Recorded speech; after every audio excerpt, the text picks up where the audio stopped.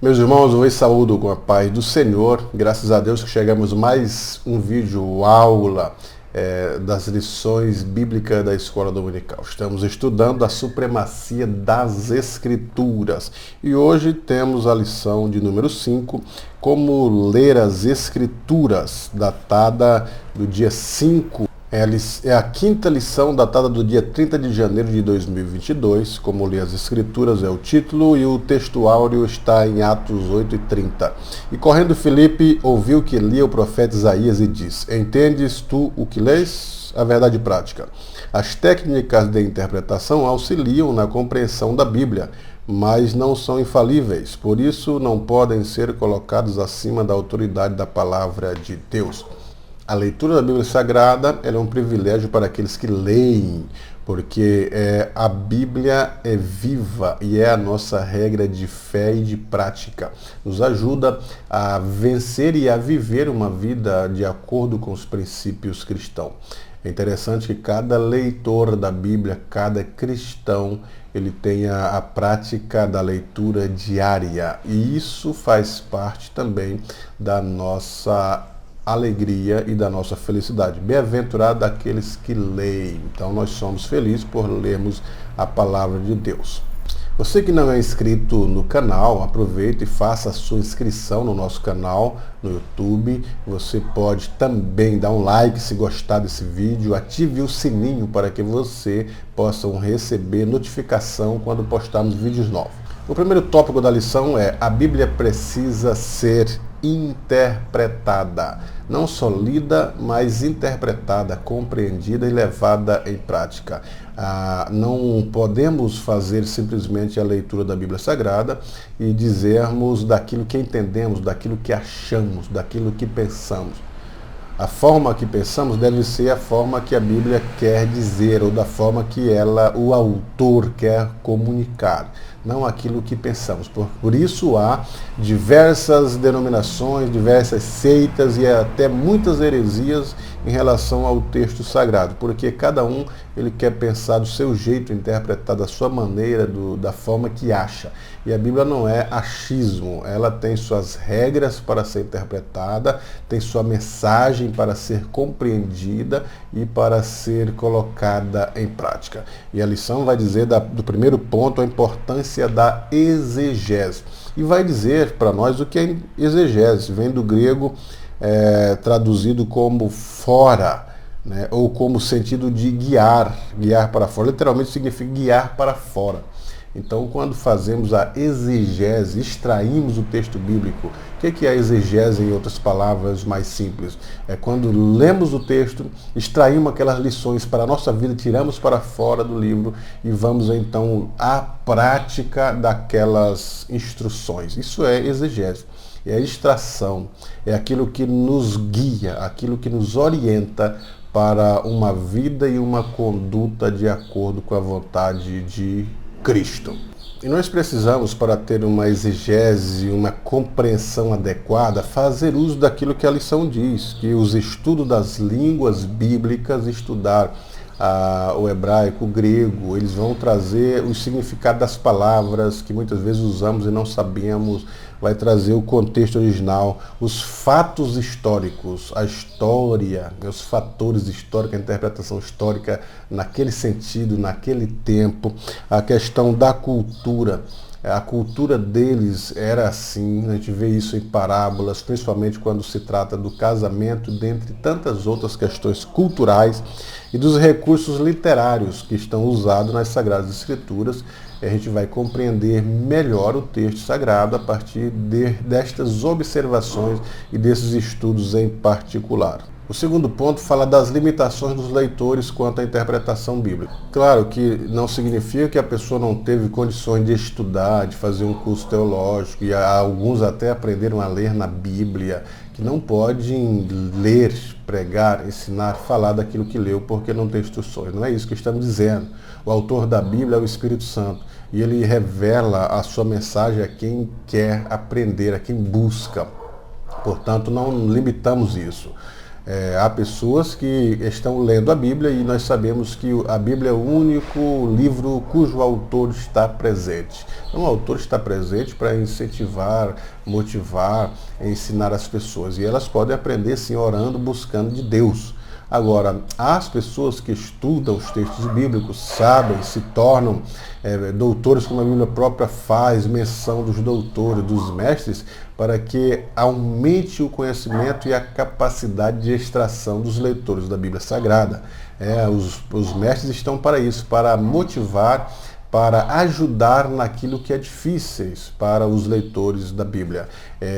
O pastor Antônio Gilberto, em seu livro sobre a escola dominical, ele dizem que as doutrinas de fáceis compreensões bíblicas, que todos podem ler e compreender porque estão muito claras na Bíblia. E as doutrinas de não é tão fáceis, mas também não são tão difíceis, precisam de um pensamento, de um esforço melhor para serem compreendidas. E eles dizem que as doutrinas de difíceis interpretação.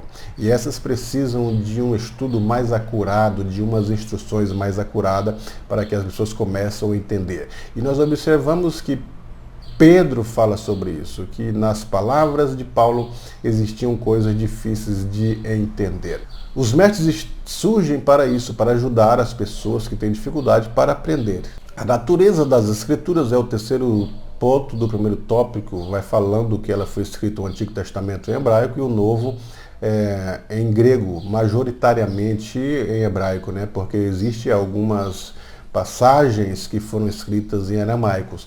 E o tempo que a Bíblia levou para ser escrita, para estar pronta, foram 16 séculos, 1600 anos. Mais de 40 autores, nós sabemos disso. Dentre eles, de todas as culturas, existiam os boieiros, as pessoas que cuidavam de ovelhas, mas também existiam os juízes, os reis, e os sábios, os estadistas. Diversas pessoas de diversas culturas, diversos lugares foram usados. Isto mostra a diversidade, que Deus usa quem Ele quer para uma obra específica, como no caso a Bíblia Sagrada. E então eles viveram em épocas diferentes e a Bíblia traz também textos diferentes, né? Por exemplo, ela apresenta as narrativas poéticas, os livros que tratando de poesia, e nesse caso a poesia hebraica. E há também as questões literárias das crônicas, outra conotação de literatura. As profecias são outras questões que devem ser estudadas e observadas separadamente. As parábolas, então são diversos os textos literários que nós precisamos compreender. Além das regras gramaticais, observar as gramáticas hebraica, a gramática grega, observar o contexto histórico, literário, cada um viveu em seu tempo, em sua cultura, costumes diferentes, todo esse entendimento e esse estudo vai nos ajudar a ter uma compreensão maior do texto sagrado. Porque precisamos saber o contexto em que cada história daquela está inserida, o contexto histórico, as personagens, os costumes, e isso faz parte da compreensão, da interpretação mais adequada da Bíblia Sagrada. Não devemos interpretar a Bíblia Sagrada somente no nosso tempo, na nossa cultura, no nosso pensamento, mas sim observando o tempo em que ela foi escrita, o contexto, os autores, os costumes, a época e outros fatores que estamos falando aqui na lição. O segundo tópico, ele fala sobre os pressupostos pentecostais para ler a Bíblia. E o primeiro pressuposto que ele apresenta é a autoridade da Bíblia. Nós acreditamos que toda a Bíblia é inspirada, toda ela é inspiração divina. Não existe, como alguns dizem, textos que não foram inspirados ou que a Bíblia foi simplesmente soprada ou ditada. No nosso entendimento pentecostal, entendemos que a Bíblia ela é a autoridade máxima da vida do cristão.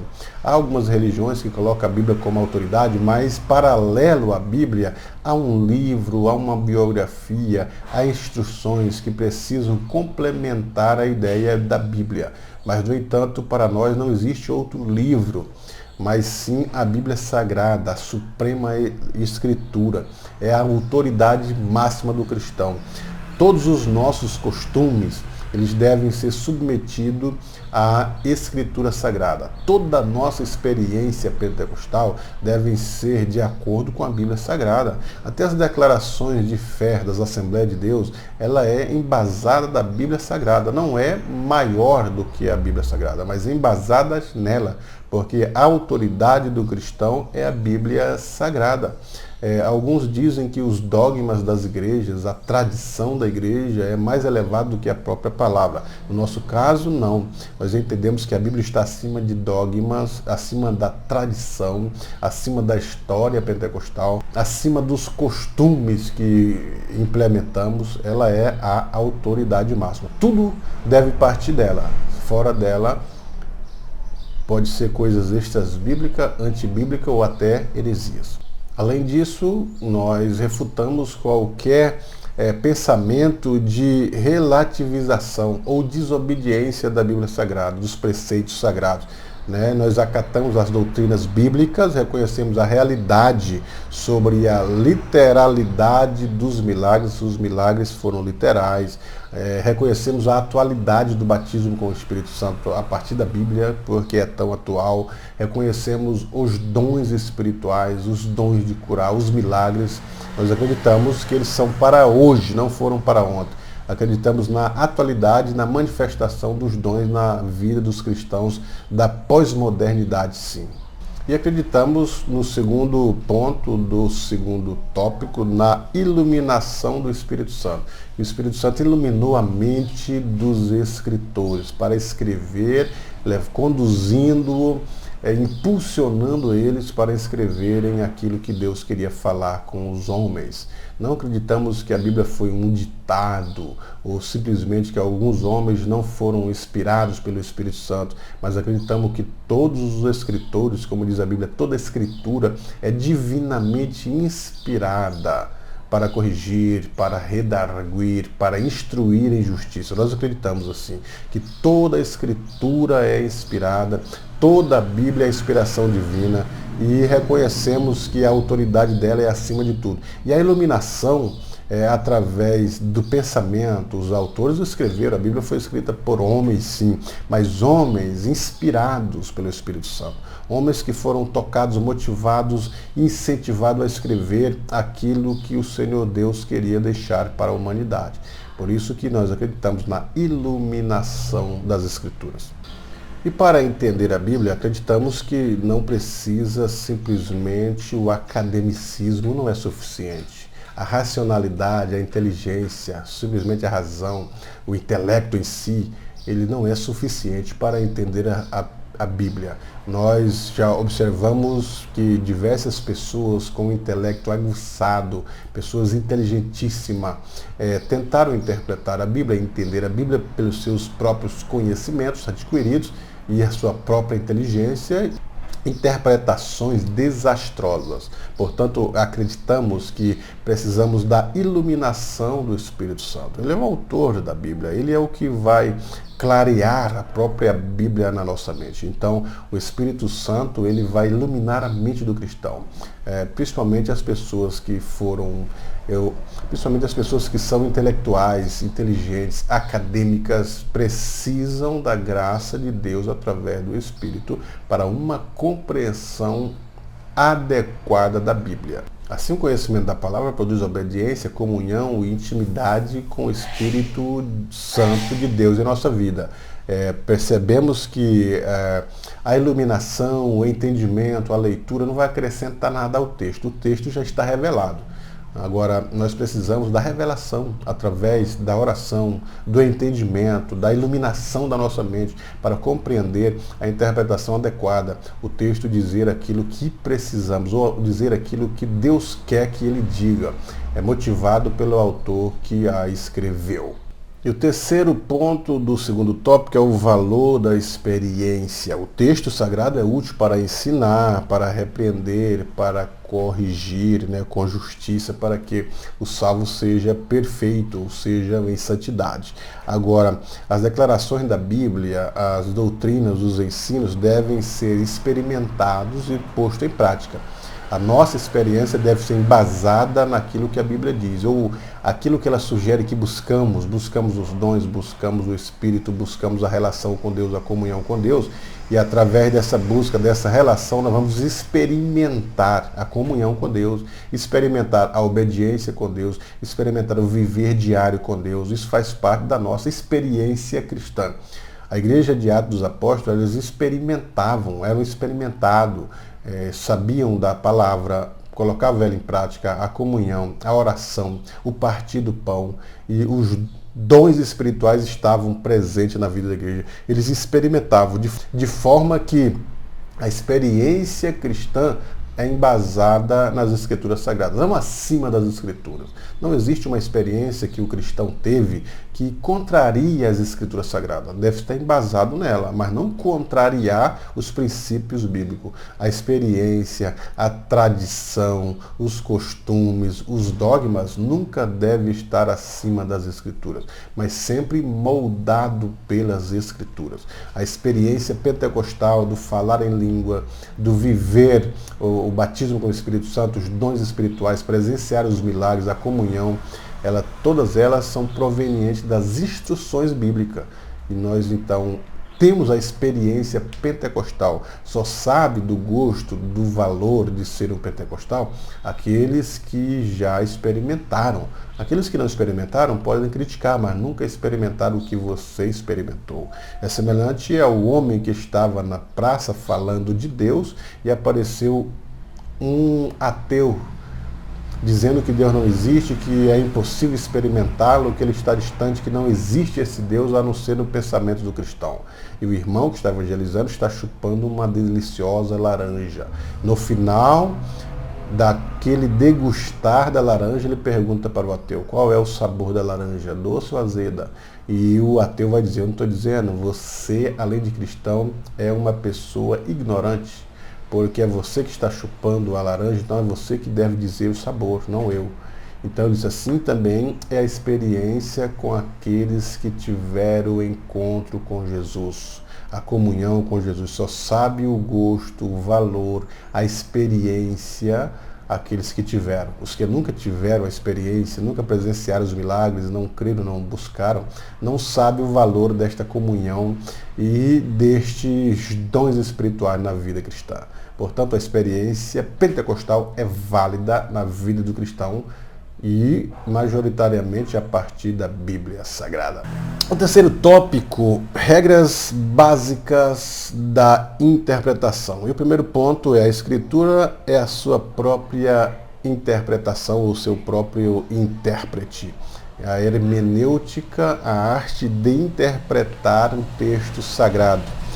E o próprio Lutero já dizia: deixe que a Bíblia interprete ela mesma. Porque às vezes nós estamos lendo um texto e a interpretação daquele texto não está ali no texto, mas está no contexto ou nos livros seguintes. Então nós vamos ter uma interpretação adequada, deixando que a própria Bíblia, ou buscando respostas na própria Bíblia. Nós observamos que em Êxodo 20, o Senhor Deus veio falar com o povo de Israel e o povo estava assombrado. E descobrimos em outros textos, principalmente dos Salmos, que quando o Senhor Deus veio no Monte Sinai, os santos anjos vieram com ele. E o salmista diz que os santos anjos eram milhares de milhares. E o povo estava assombrado com a visão, com os relâmpagos, com a buzina. E o texto de Hebreus vai dizer que não só o povo, mas Moisés também. Era tão terrível a visão que ele via que ele disse: estou todo assombrado e tremendo. Então, são textos que vão dizendo os detalhes e os pormenores de um texto maior. Essas referências que eu falei não estão em Êxodo 20, mas em Salmos e em Hebreus, complementando assim um todo. E o segundo ponto do terceiro tópico são os princípios de interpretação. Quais são os princípios de interpretação? Os princípios gramaticais, devemos levar em consideração a gramática. A gramática hebraica é diferente da gramática portuguesa. A gramática grega tem uma diferença da gramática portuguesa. Levar os princípios históricos e os princípios literários e, como já citamos em outros pontos, os princípios culturais. Além da gente ter cuidado com aquilo que é alegórico, aquilo que é simbólico. Por exemplo, o salmista diz que chorou o que fez nadar a sua cama nas lágrimas. Isso não é possível, alguém chorar e encher o quarto com lágrimas, mas é uma expressão para mostrar exagero, uma expressão para dizer o tanto ele chorou. Está chamando a atenção o quanto o salmista chorou. Então são coisas alegóricas. É quando Cristo diz, tomai e comei, isto é o meu corpo. Literalmente não era o corpo de Cristo, aquilo era pão. Agora, simbolicamente, simbolizava o corpo dele que seria dado, partido, seria morto para aqueles que queriam a salvação. Questões simbólicas. Então nós precisamos tomar cuidado com esse tipo de interpretação. Já vimos casos de pessoas que lê o livro de Oséias e disse, vai, toma uma mulher e adultera com ela. E algumas pessoas pegaram esse texto literalmente e foram como se fosse para si e fizeram essa prática que é uma discordância da própria Bíblia. Os adúlteros, entre outros, ficarão de fora. Então, dependendo da interpretação da cabeça das pessoas e não da própria Bíblia ou proveniente das regras da hermenêutica, podem surgir coisas extras-bíblicas, antibíblicas, heresias, dentre outras. Então, por isso que devemos tomar cuidado para levar as regras de interpretação adequadas, as regras de interpretações corretas. Você observa um texto que é uma cultura, quando o Senhor pega uma toalha e cinge com ela e começa a lavar os pés dos discípulos. Na cultura judaica, aquela atividade era uma atividade de escravos, e escravos não judeus. Então, por isso que os discípulos se assombraram quando Cristo faz uma atitude de escravo. E Jesus fala, vocês não me chamam de Senhor e de Mestre? Querem dizer, o Senhor e o Mestre não faziam o papel de escravo. Mas Jesus fez simbolicamente aquilo, querendo demonstrar serviço. Ele, como Senhor e Mestre, fazia serviço, praticava serviço de escravos, para que as pessoas fossem atendidas, estivessem aliviadas. Então ele dá lições de serviços, lições de humildade ali. Mas ali está envolto um contexto cultural que precisamos atender. E há algumas religiões que praticam aquilo literalmente como se fosse um mandamento, uma ordem divina, lavar os pés das pessoas.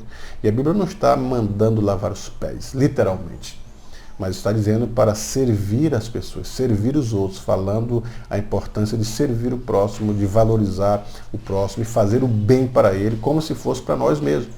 E o terceiro ponto do terceiro tópico fala dos perigos da hermenêutica pós-moderna. A hermenêutica pós-moderna quer pôr em xeque, negar a interpretação verbal e plenária da Bíblia. Então é um perigo.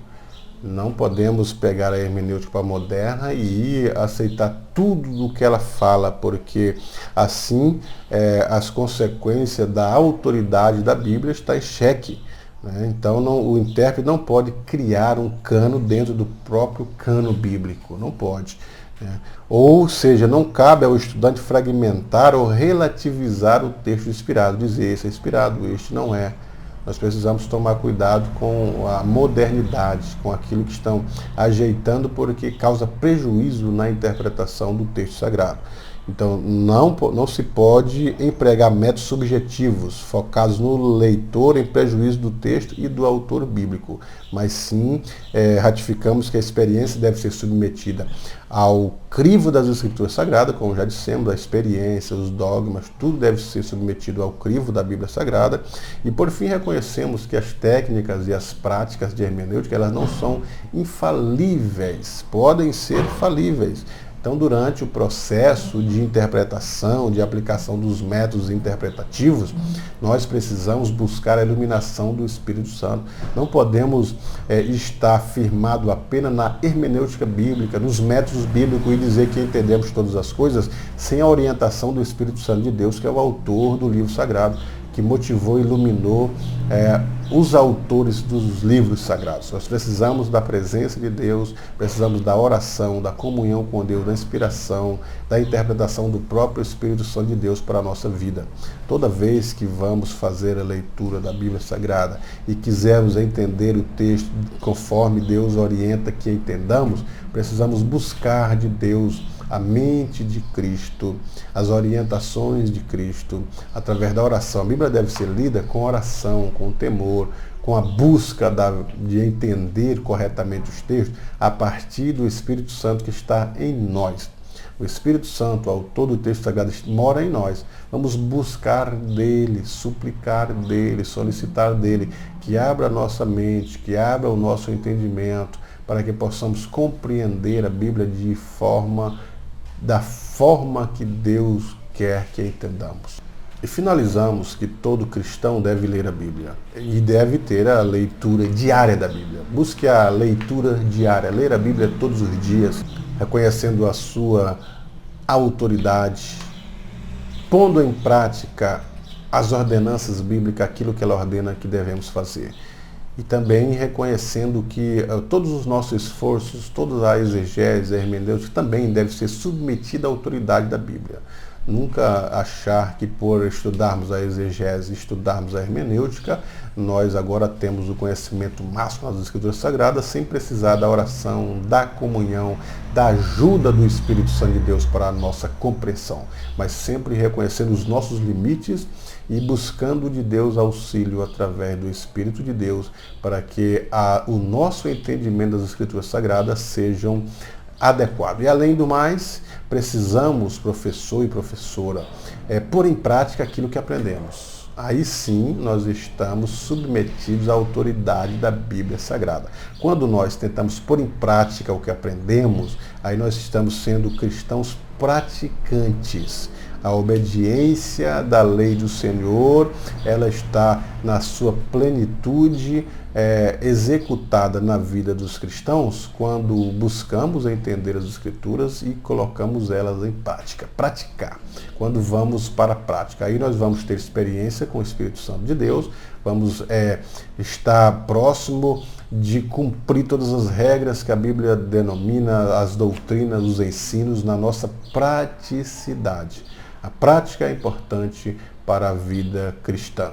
Então busque ler as Escrituras, faça um propósito nesse ano de ler toda ela e faça um plano de estudo, de leitura, que te contemple a leitura diária da Bíblia, principalmente durante o ano inteiro, para você conhecer toda a Escritura. Toda a Escritura divinamente inspirada para corrigir, para instruir, para redarguir, para que o homem de Deus seja perfeito. E nós precisamos dessa perfeição a partir das Escrituras sagradas. Portanto, professor e professora, que os seus alunos se sintam cada dia mais motivados a estar na escola dominical, na sua aula, para aprender da Palavra de Deus. E a Palavra de Deus é quem transforma a nossa vida. E que você tenha capacidade, tenha a iluminação e a interpretação para falar a palavra de Deus como ela é, e então fazendo com que as pessoas sejam motivadas ao estudo e à transformação da Bíblia Sagrada. Que Deus em Cristo te abençoe e você tenha uma boa aula.